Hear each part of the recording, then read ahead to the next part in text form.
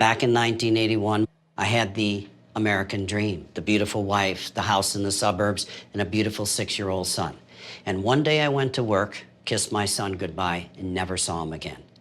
In 2 weeks, I became the parent of a murdered child, and I'll always be the parent of a murdered child.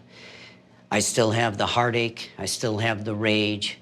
I waited years for justice. I know what it's like to be there waiting for some answers. And over those years, I learned how to do one thing really well, and that's how to catch these bastards and bring them back to justice. I become a manhunter. I'm out there looking for bad guys.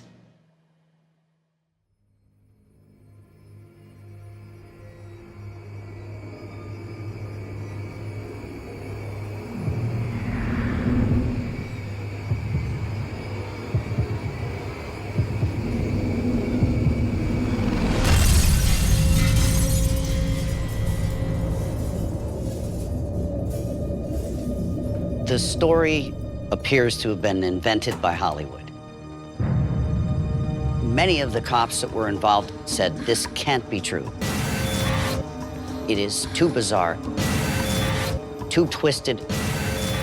They thought this is some type of drug-induced fantasy by these prostitutes.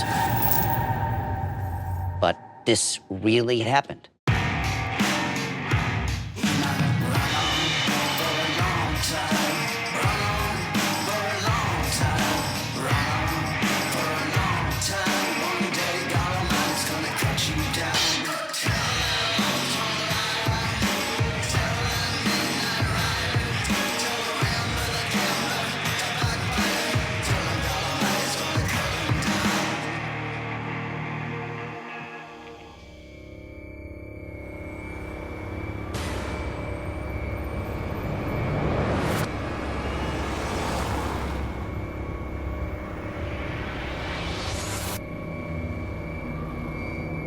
You know, the story was kind of hard to believe. It was kind of a crazy story, kind of far out. I have heard of things like that happening, but I hadn't experienced it and it hadn't been here in Portland. I was a career cop in Portland, worked Vice for 5 years, prostitution detail. The prostitution problem was really gigantic at that time. I really got involved in it. I got to know a number of the girls. I wanted it to be to where on a daily basis, like I walk up to the working girls and talk with them, have a conversation, tell them to move on. But you know, if I catch you, you're gonna go to jail. But if you need any help, you let me know. Michelle was a lady that would work the area from Holman and MLK northbound down to Columbia Boulevard. I was living a different lifestyle at that time. I was a prostitute, I was feeding my drug addiction, and I was walking the streets and selling my body to pay for my addiction. One day, I went to work and I saw her, and she came up and told me a story.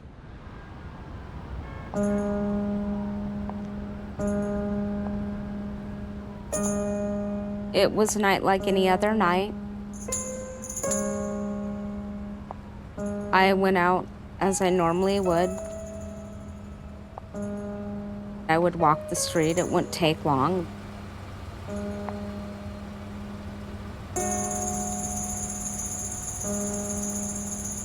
He was tall. Just looked unusual, unsavory and unlikable, unlovable.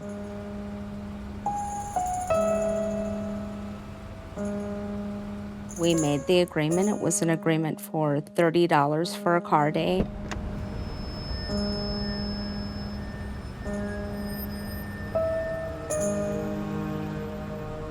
And then it went really wrong.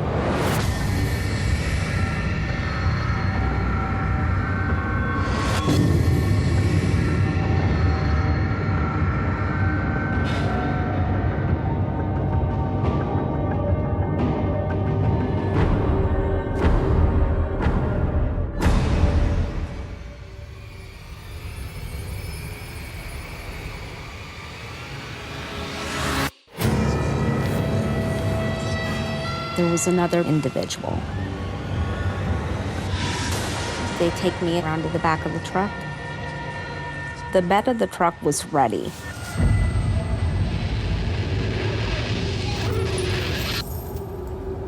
Prostitutes are an easy target for predators. Usually lots of them are runaways. Nobody's going to look for them. Predators know that. The other one was younger and more full-bodied.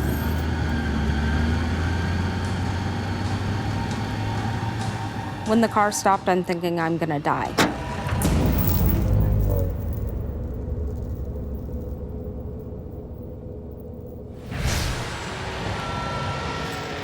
I'm chained to the bed.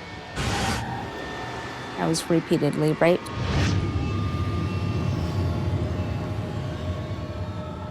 So many people can't wrap their heads around the fact that sex, even if you're a prostitute, is voluntary. It's consenting adults having sex for money. Someone kidnapping a prostitute and raping them repeatedly is rape. I was so physically ravaged. There's no words to describe the terror. I thought it was a sick head game. Why would they spare my life?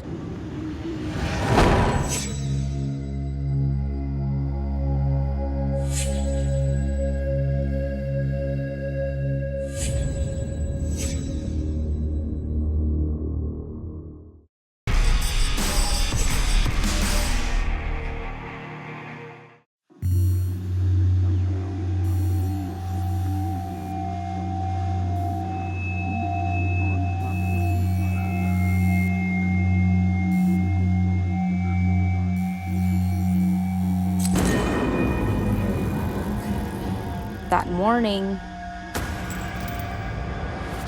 the taller, older individual that I had originally made the car date with walked me into the closet.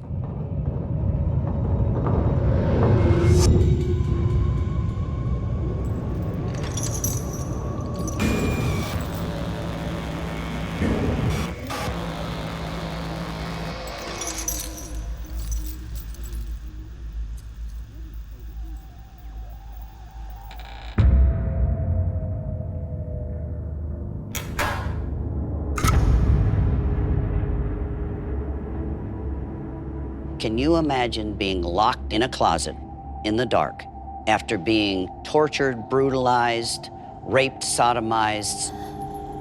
This is a drug-addicted prostitute, but she's still a daughter, she's still a sister.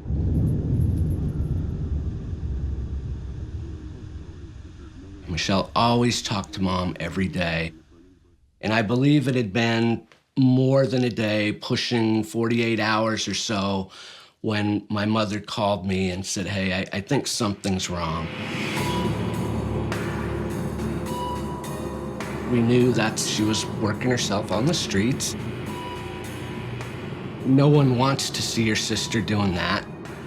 We went out to some of the known areas where prostitutes might be. We just couldn't find my little sister.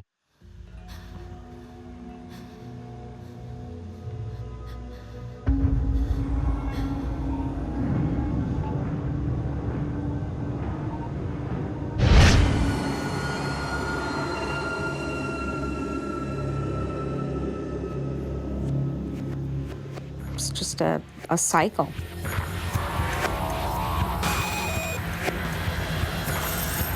So I'm just going by daylight and then no daylight to kind of gauge my days. It was just more torture, more terror.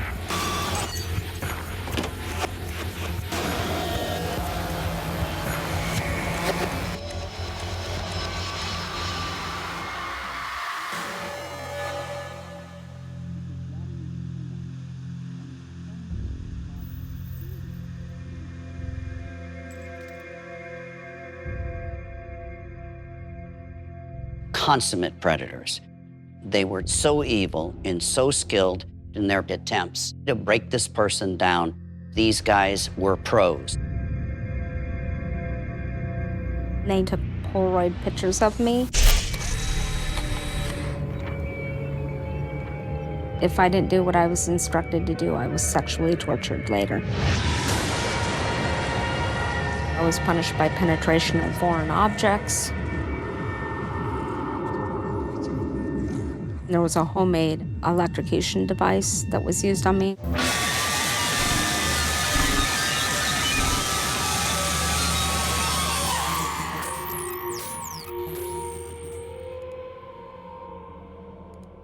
At this point, my soul was broke.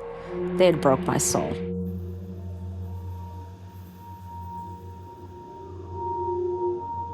And then, I don't know how many days later, the younger individual told me that I would be let loose, that he would not kill me.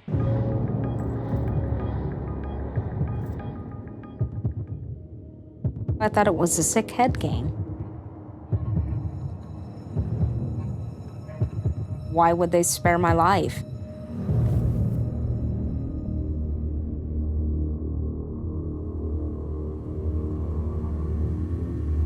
I was put in the front of the vehicle. We drove for approximately a half an hour, and then the door was opened up, the hood was pulled off, and I was pushed out of the vehicle.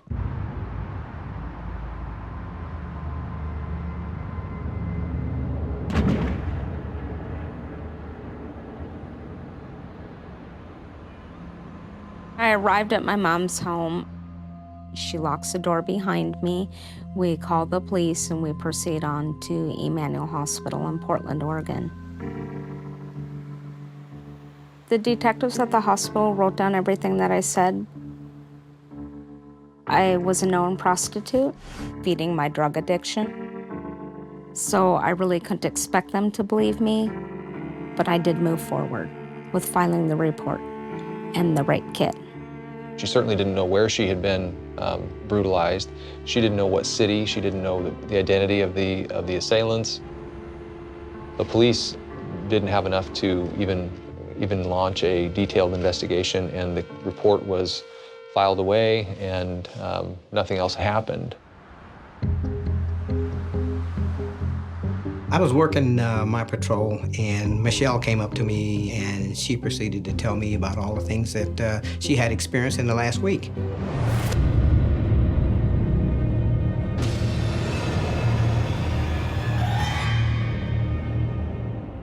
You know, I had to think about that for an awful lot, because this story was something that is hard to believe.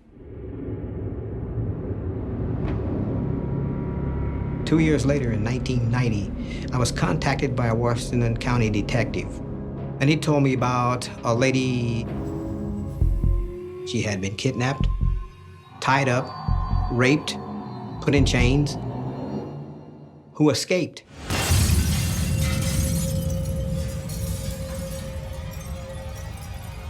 So it's happened again.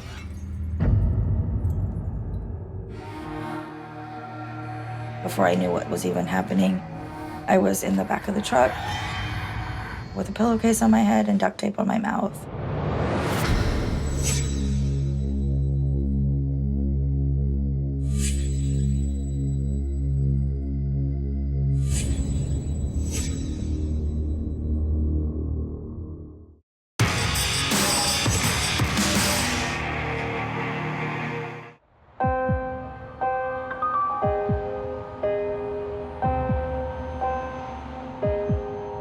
About 11:30 at night, I was working as a patrol officer on the night shift, and I received a call of a kidnapping assault that had occurred at the area of 37th and Olympic here in Hillsborough.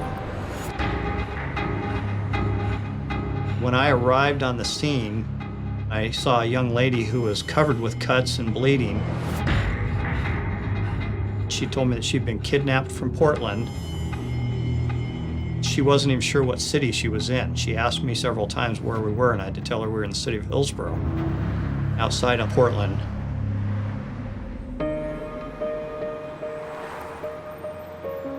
In 1990, I had just turned 17. I typically would wake up and go work the streets to get enough money to buy drugs to last me I would try to get enough money to make it last all day. It was pretty early in the morning, like 2 or 3 in the morning. A little pickup truck pulled over. Before I knew what was even happening, I was in the back of the truck, chained to the bed of the truck, and with a pillowcase on my head and duct tape on my mouth. I was so terrified.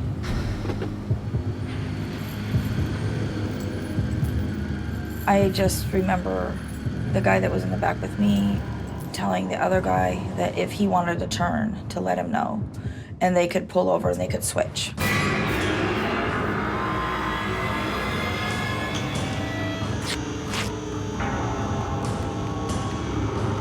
He left the pillowcase on all night.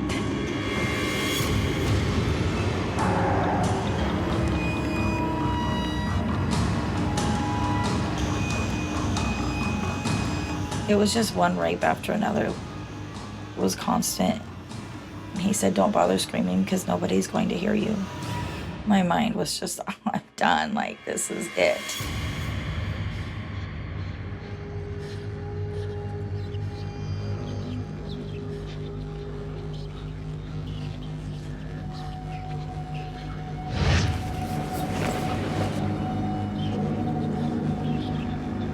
When they took the pillowcase off, I was terrified all over again. There's bars on the windows. What is this place? There were weapons lying around, guns. They had all the tools, all the things they needed to do that kidnapping. They were so well rehearsed. They are remorseless, violent, dangerous sociopaths.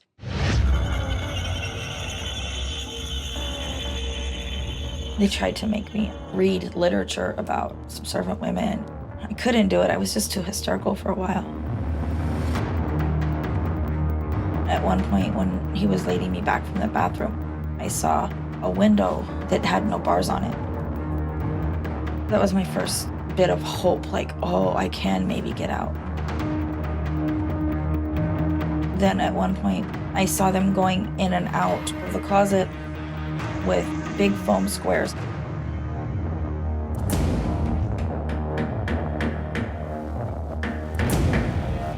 I could hear them in there, hanging up the soundproofing.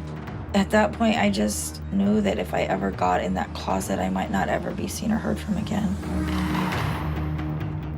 I told him, you won, I'll read your book, and I'll learn to be a good girl. I'll learn to be how you want me to be.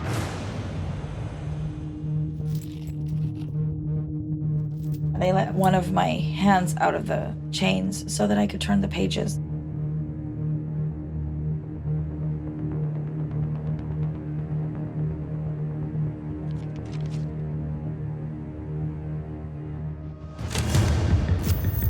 I was able to unbuckle my legs, but my other hand was still chained.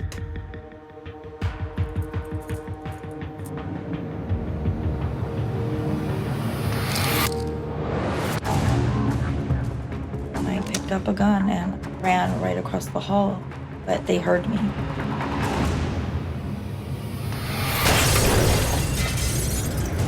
And they were right behind me. One of the guys was yelling, get her, she can't get away.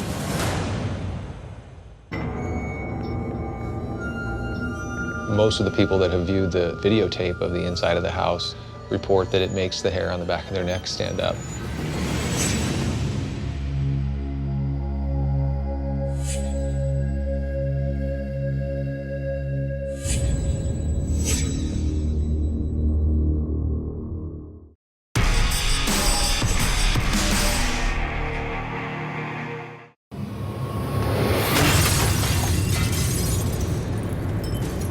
And they were right behind me.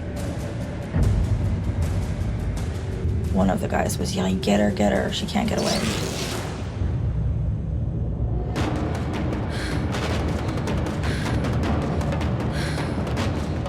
I would run down the street, hysterically crying and bleeding all over. I was scared that they were literally right behind me.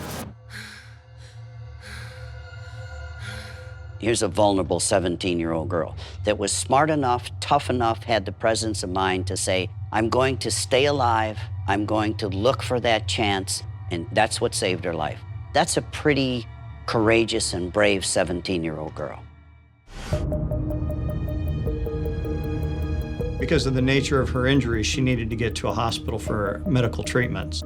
While she was being treated and stitched up, my sergeant and I started taking photographs of her wounds and getting a brief statement of what had occurred.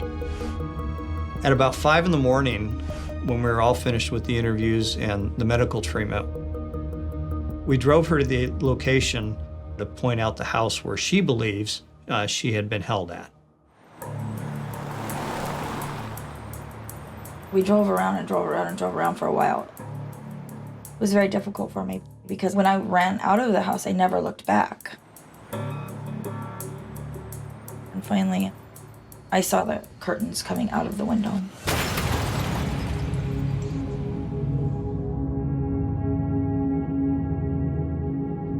We haven't located the suspects, and there's still been no movement at this house. But the rifle that she used to break out the window is still laying outside on the ground. For us, this was fantastic evidence to corroborate this crazy story she's telling us. Detectives have now been pursuing a search warrant so that we can go into that house and locate specific items that she's told us about to help document and verify her side of the story. While they were conducting surveillance, waiting the arrival of the search warrant, police officers observed the white Datsun pickup truck come around the corner and pull into the driveway.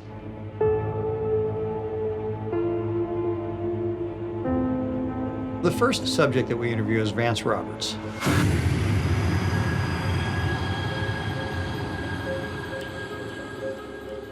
Vance Roberts was the registered owner of the truck and the owner of the house.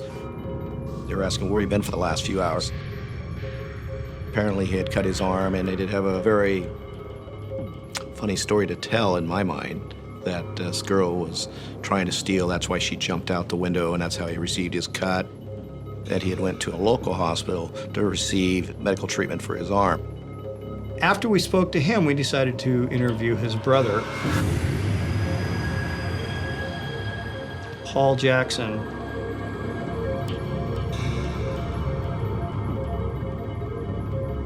Jackson states, you know, I was just basically along for the ride. I don't know what happened. I thought he picked up a prostitute. They were having a lot of sex, and I was watching TV in the living room. Completely unbelievable to me.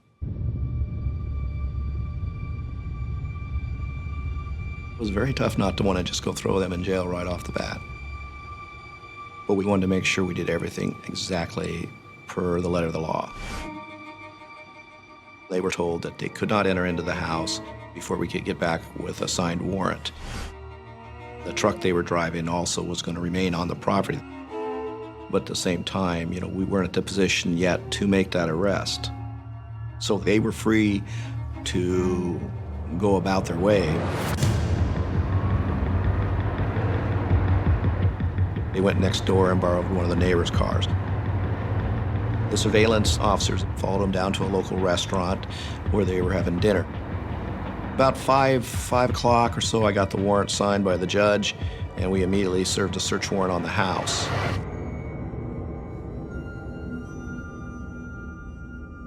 Most of the people that have viewed the videotape of the inside of the house report that it makes the hair on the back of their neck stand up.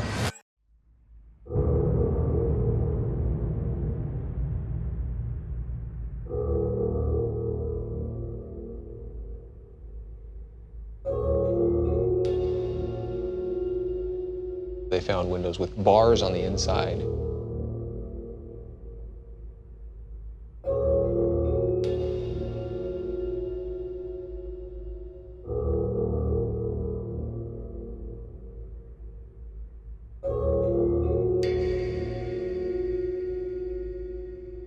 They found a small room with blue soundproofing tiles on the walls.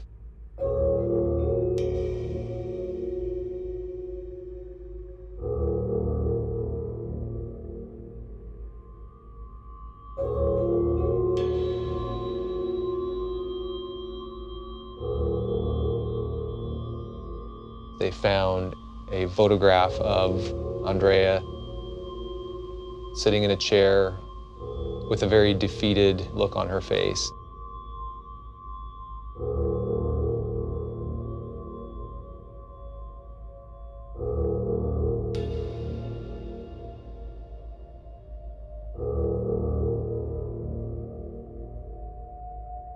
They found her personal possessions in a Tupperware container, exactly like Andrea had described.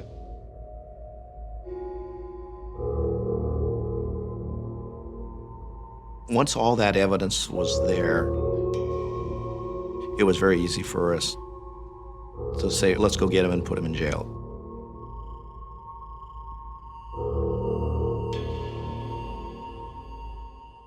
And that's when the surveillance says, okay, they're at this restaurant having dinner. The officers immediately went in there, put them under arrest.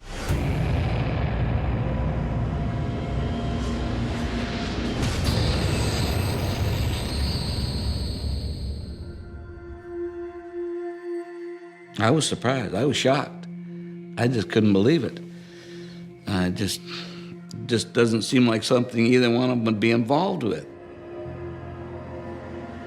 Vance Roberts convinced his family, you know, it was just sex for money, it's okay. We were never hurt anybody, I'd never hurt a girl. They're street trash, they're bottom feeder girls, you know, so what? I didn't find any family member that believed or Vance were guilty. They still don't believe he's guilty.